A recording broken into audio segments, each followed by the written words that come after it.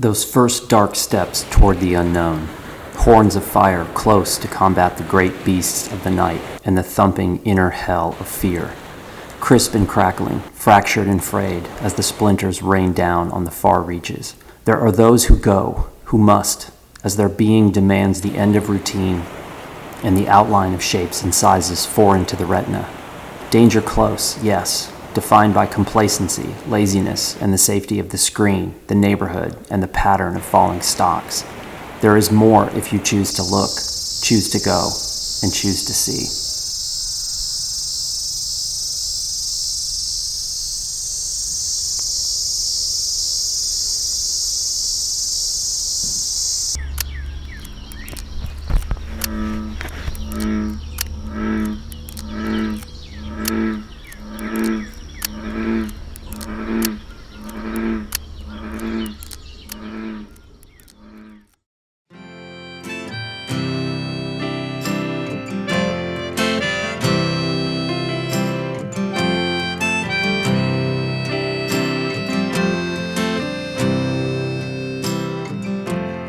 Miles to the sea, to the freeway lately. Hard to smile when I'm with me, when I'm with me lately. 'Cause I can feel so damn weak with just a drop of a dime. She says I self-made. There comes a time when every man breaks. These trips remind me of childhood, of family, and of the unraveling that begins when humans saddle up and depart. You know summer brings delays of heat, breakdowns, and the dreaded masses, chocolate fingertips and ant stings, smoky eyes and the itch of the no-see-um.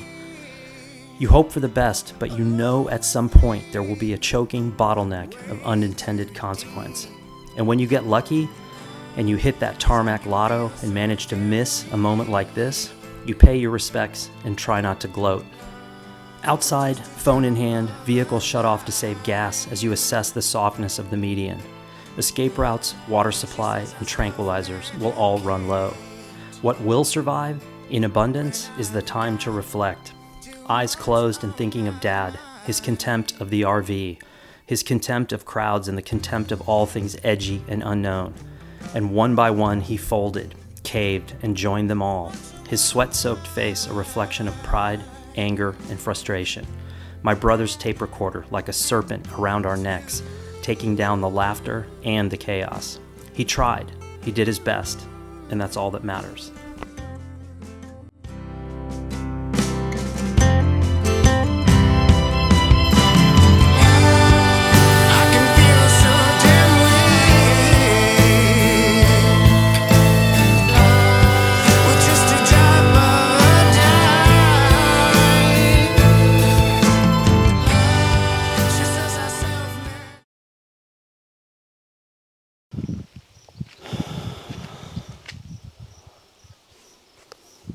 Alrighty, day one of the summer 2021 roadie. Now, I mentioned before, I would never typically do this in the summer. Wife, just off camera, giving me the stink eye. But we are in an amazing place. I'm not gonna tell you where it is. I'm gonna give you some details of day one in my trusty journal that I keep. And for whatever reason, when I'm on the road, I write so much more than when I'm at home. By the way, this is probably pretty windy because it's where I am. It's a state known for wind. Another hint. All right, so today was 312 miles, 21.1 miles per gallon, averaged over 60 miles per hour, went through 4 states. So another hint, 4 states, 312 miles. I'm in a windy location, and right behind camera, there are 4 women who showed up to go fishing at the pond that's over here. Another hint. I can't keep giving you all these hints. I need to give a little background on the road trip here. because a couple of people have reached out to me, and I think people think what I'm doing is completely different from what I'm actually doing. This is not a vacation for me. I'm actually working as I drive across the country. I went north out of Santa Fe, and then I turned east. And when I turned east, it really started to feel like this was a real road trip. But I am working. I'm driving somewhere between 4 and 5 hours a day, most of which will be done prior to everyone on the West Coast at Blurb even waking up. That's my goal. Get my driving in, get to a location, set up, be able to work, and then, you know, if I can bang something out, I bang something out. Number two, what this is not. This is not a shooting trip. I would typically, I don't think I've ever really been on a multi-state cross-country road trip photography trip because I don't do that kind of photography. I don't shoot random stuff. It's not that I don't like looking at random stuff. I do. We drove through a ton of small towns today, farming towns that I absolutely love, old silos, old billboards, all that stuff, but I don't photograph that stuff. Again, love looking at it. It's been photographed a zillion times by everyone on earth except me, and that's totally fine. But I would drive across country to get to a location where I was going to do a project, the same project with the same people over an extended period of time. That I would do. But just randomly driving state after state looking for random stuff, not really not my cup of tea. Not what gets me excited. This is not sweat, by the way.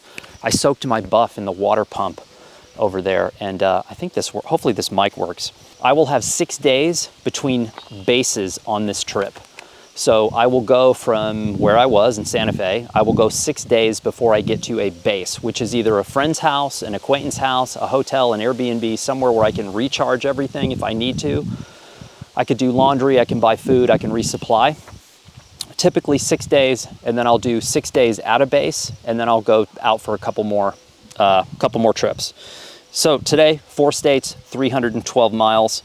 It's 85 degrees and breezy, and whoever was at this campsite before did not practice safe fire protocol, because when I showed up, there was a massive log in the fire pit, and I just took a little aspen branch and I lifted it up and there were coals underneath it. So thank you, whoever you were, for not practicing good fire support or fire safety, because now I have a nice little fire going over here. Another hint.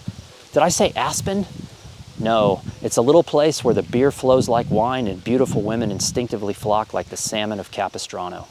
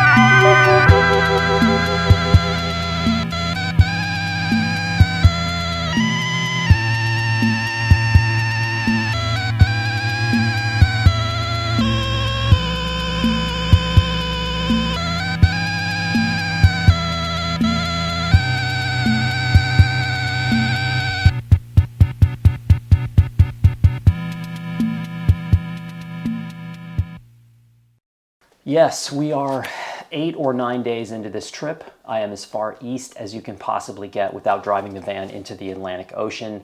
And I thought I would give a little update here. This is also an informal van Q&A. Not only did I reach out for questions, but I've had a lot of people reach out and ask about the van. As all of you already know, van life has taken the world by storm, especially here in America, where we have a lot of space to get out and about. There are countries around the world where van life has been popular for a long time, Australia being one. People fly down, they rent a van, they drive around the country, then they end up selling it. That's been happening for a long time. Here in the States, it's a little bit newer. Van culture has been around forever. My cousin, when I was a little kid, had a van called Pink Floyd, and was a Volkswagen camper van, the classic that all the hipsters are after now. And van life's been around for a long time, but this modern culture of online mania around van life in great part is centered around the actual kit and gear and van itself. After having had a van for 2 years, I can tell you right now, the van itself is important, but it should not be the driving force. If it is the driving force, my guess is you probably don't want to be a van lifer, because if you're obsessed over what the kit is, you're really kind of missing the point of having the van in the first place. But I want to break down a few things because I think it is important, and I'll tell you what I bought and why. The first question is, what is your van?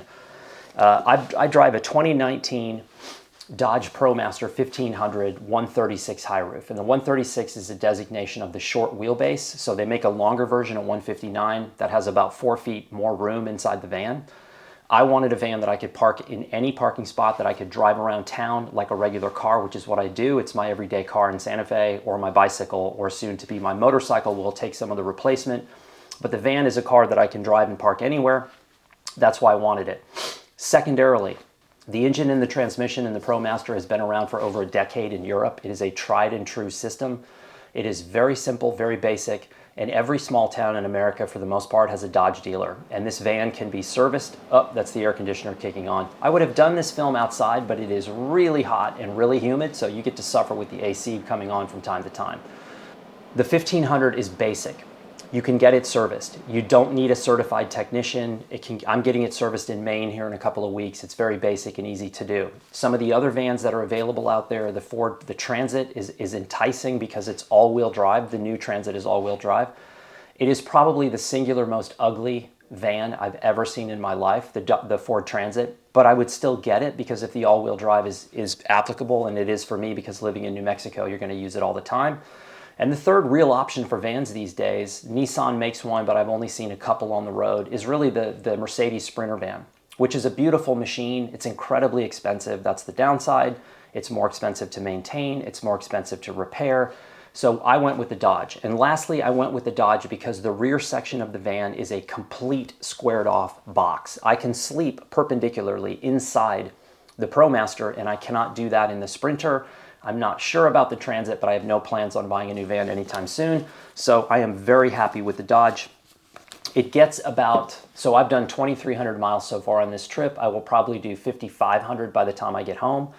And I've been averaging about 21 miles per gallon with a fully loaded van. That is my bicycle, my Salsa Fargo Titanium. I've got my canoe, I have the paddle, I have my fishing gear, both casting equipment and fly fishing stuff.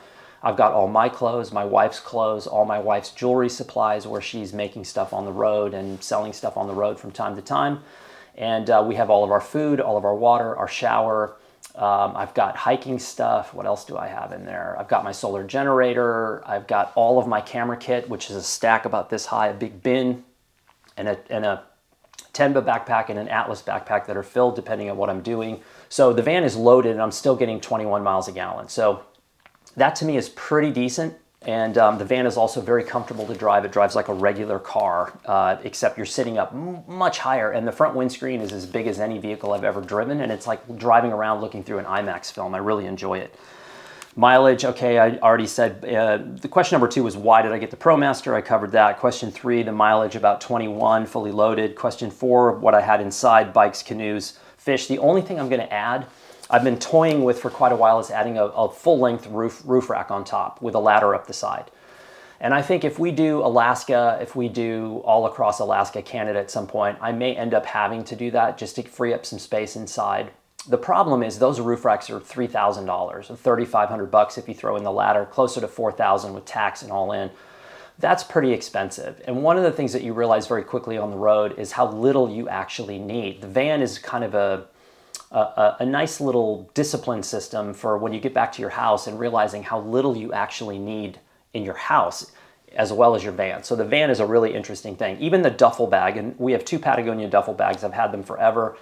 My wife has one, I have the other. That's where our clothes go. Even inside of that, every time I come back from a trip, I've probably got 50% of the stuff in that bag I didn't use. So I'm sort of overkilling it. I could lighten my load significantly and still be perfectly happy.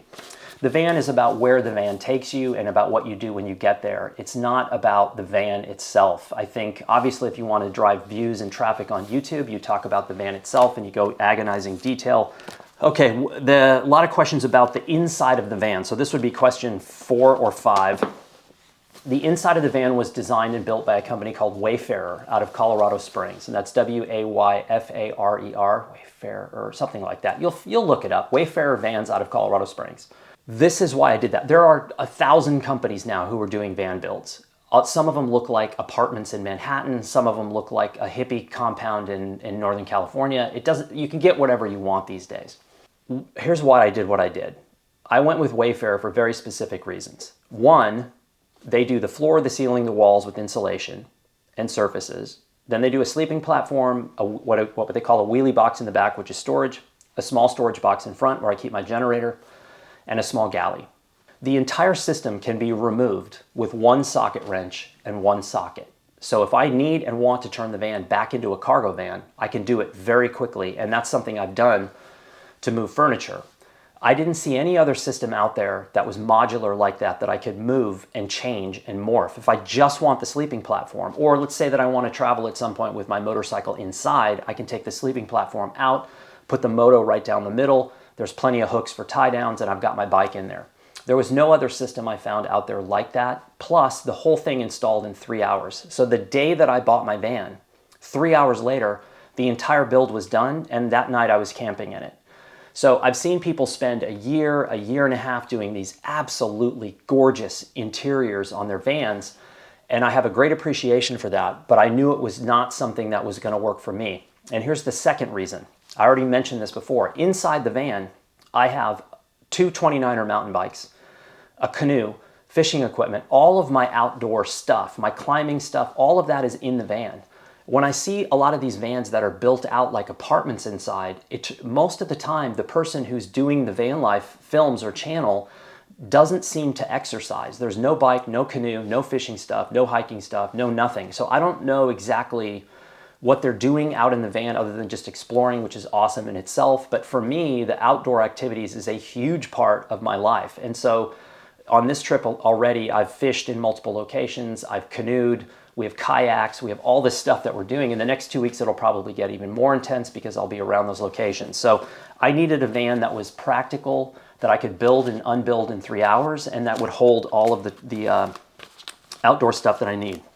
Okay, this is maybe my favorite question because I've received it maybe 100,000 times. At some point, if you buy a van, just be prepared because you are going to get some old timer who's going to take one look at your van. He's going to come up to you at some campsite somewhere or in a grocery store parking lot. And he's going to come up to you and he's going to go, "Man, that's a nice looking van. I wish I had one of those." And you're going to go, "Thanks, man. You want to take a look? I'll give you a tour." So you open the door and you give him a tour. And the first question you're going to get is, "Man, you got a crapper in that thing?" And so you're going to get the crapper question probably 10,000 times. But here is my workaround for this question. The short answer is yes, I have a crapper in the van, but it's not, if you are delicate in nature, if you're spending more than 20% of your entire time during the day in the bathroom, if that's your first question when you think about van life is where I'm going to go to the bathroom, my guess is that you don't actually want a van life. I think the idea of van lifing sounds cool, but the practical application would probably not be enjoyable for you. Because yes, I have a crapper in the van, but it's a little portable folding chair and it's very, very, very, very, very basic. But the way I looked at it is this. 1, there are bathrooms all over the place. 2, nature itself is a bathroom in the most polite way I can possibly say that, if you practice good hygiene and good, how do I even put that politely? Practice good procedure. Let's just leave it at that. And these little portable toilets work. So yes, there is a crapper in the van, man. But if it's your first question and concern, My guess is you're better off in an Airbnb. Just go ahead and skip the van. Do I have a fridge? Yes, I have both a fridge and a cooler. Thank you to Sean, whose last name I will leave out for privacy issues. Thank you to Sean for securing the fridge for me. It is absolutely phenomenal to have a fridge in the van. It runs off the solar generator. Will run for days, even if I am not moving the van or turning the van on. The generator will power the fridge for days, no problem. I also use a fridge. I have a Yeti refrigerator. Now there's a million companies battling it out with Yeti. I have a Yeti that I keep basically fluid in. So it's protein stuff, it's water, it's beer, whatever like electrolyte stuff I have, and I keep a big cooler of that. So I use both of them, and I think that was something we didn't always do. Sometimes we just went out with the fridge, but now I think the cooler is a big part, and it still fits in the back. So again, the Yeti takes up a fair amount of space, and even with all the stuff I mentioned before, I have plenty of space inside. Oh, and I also have all my stoves and propane and camping stuff in those wheelie boxes in the van. It's amazing what fits in there. Venting, how do I vent the van? Another great question. Venting questions, if you're asking venting questions, you're probably going to be good at van life. If you're asking crapper questions, you're probably going to go Airbnb. The vent, so front windows. I got these things from Eurocamper in, of all places, Europe. And they're small vents that you put the window up into. 3 slots, screened and vented, that allow a cross flow through the front windows. I have vented side windows, and I also have mosquito netting for the sliding door. So if I want to sleep with the sliding door open, I just leave the mosquito netting. And then I have a power fan in the roof that will suck cold air in or hot air out. That also runs off the solar generator. And a combination of all those, we had one hot night on this trip so far. I think we've spent 6 nights in the van, and we had one hot night, even doing everything I just mentioned. You're gonna run into that. If it's summer and you're in the Northeast, it is going to be hot, humid, and buggy, and there ain't much you can do about it. We also have 2 small air conditioners, which are basically little portable swamp coolers that are about 10 inches wide, and they actually work pretty well. A little water canister that flows in, and it blows like a swamp cooler on you. That hot night, we used that, and I have a 20,000 milliamp battery pack that I run a little fan off of. I don't mind the heat, so I slept really well, no big deal. Question, what kind of lighting do I use? So on the outside of the van, I have basic headlights. A light bar at some point would be interesting, but if I did light bars, it would be off the sides and the back, because backing up a van in the middle of the night, if it's really dark, obviously the more light you have, the better. Plus, if you're camping in bear country and you get up in the night to take a leak, you can pop those on and get a flood off to either side to make sure that you're not walking out, let's say, into a mom and some cubs. That would be probably the last time you'd ever have to pee. So there is an upside to every situation, but that would get kind of nasty. Inside, I have 8 lights drilled into the ceiling of the van that run off the solar generator. They are incredible. They are a dimming variable light. Even on dim, they're wonderful. And on bright, it's like the surface of the sun. Plus, I have all kinds of extra light strings and LED strings that we put outside if we're sitting at a table or doing something like that. My strategy for this trip is about 300 to 350 miles a day. I do all my blurb stuff, and this is really a maiden voyage for us in terms of is the van a viable solution for me to be able to work full-time for Blurb and to be able to produce things like YouTube films and also produce all the other kinds of content. Yes, I'm using that specifically. Content that I'm on the hook to produce, and then the occasional photography projects that I would love to do. And so far, so good. I have not missed any meetings or missed any calls. I've been putting out films every 2 days or 3 days, and I think it's actually working really well. 300 to 350 a day is very easy for me. Next question is, do I ever get tired driving? No, I grew up in big spaces, in big places, and driving distances was just part of our lives. You know, you'd burn a half a tank going to dinner at times. So I love driving. It's one of the places where I come up with all my ideas. My bike and my car are 2 places, and the motorcycle, I'm sure, will be the same, where my brain gets into some sort of weird space and I'm able to really think. Let's see, how many states am I going to visit on this trip? I will probably be 20 to 21 states by the time we're done if all goes as planned. And someone was asking about an e-van. Why didn't I buy an electric van, and why don't I have an electric bike? And that's the last question. So at some point, this could be the last gas van we buy, because hopefully by the time this van wears out, and I'm guessing I can possibly get 200,000 miles out of this van if I'm lucky, and I've got about 22,000 on it right now, so I've got quite a bit of time left. My goal was 10 years or 200,000 miles out of the Dodge, so I might be overestimating there, but that's what I'm hoping for. By that time, it's probably going to be possible to get a similar vehicle in electric, which would be wonderful. Right now, the infrastructure is just not there. And the same applies to the e-bike motorcycle. The motorcycle that I'm buying is a roughly $5,000 motorcycle. The e-bike versions of it were triple the price. There was no real way to recharge them in the field. They didn't have the same features. There was not apples to apples bike available in the e-space. At some point, yes. And in terms of a bicycle, I don't really have any desire to have an e-bike. I'm so happy with my regular human-powered bike.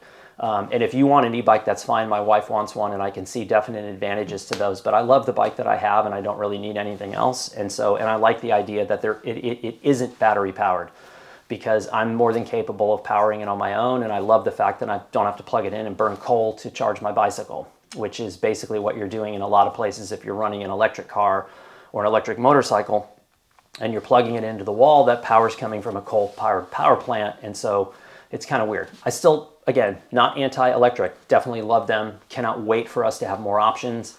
And I think that's definitely the future. I would also like to see everything. The van should be wrapped in a solar membrane so that I don't need to put panels. The van itself should be charging the vehicle. I think that we should have had that. We probably have had that capability for a long time, and my guess is that the oil and gas industry has done wonders in the lobbying world to try to keep that from coming out. But it just seems to make a lot of sense. The same thing with your house. It should be covered in a membrane that pulls power from the sun. But what do I know? Again, D in college algebra. I went to public school. Thanks for the Q&A. Let's get back to the film. I know this is a weird, long, rambling film, but it's all I have time to produce.